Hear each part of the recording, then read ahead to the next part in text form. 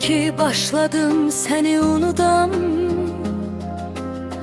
Qəfil gelip çıktın yine yoluma. İstəmirəm bir de köhne günlerim qayıtsın ömrüme, hayallarıma. Getmişsən o zaman bakıp geriye, barı hislerimi oyatma insan. İller aylar keçib indi qayıdı, yatmış duyguları oyatma insan. Axı göz gördükçe ürək istəyir, ümidlə boylanır o yollarına. Sevgidə hönkürür gizli ağlayır, qovuşa bilməyən arzularına. Axı göz gördükçe ürək istəyir, ümidlə boylanır o yollarına.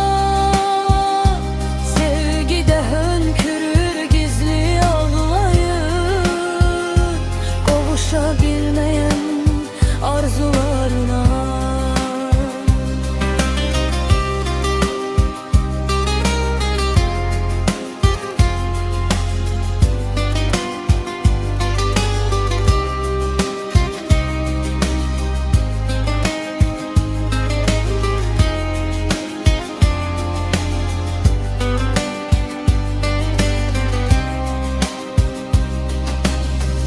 İstəmirəm daha geri dönəsən. Sensizlik çətində olsa yaşadım. Qoyub getdiyin o ayrılıq yükün, illərlə qəlbimdə tənha daşıdım.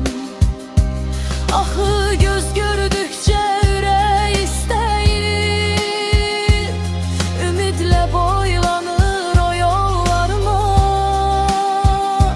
Sevgidə hönkürür gizli ağlayır, qovuşa bilməyən arzularına. Axı göz gördükçe ürək istəyir, ümidlə boylanır o yollarına. Sevgidə hönkürür gizli ağlayır, qovuşa bilməyən arzularına.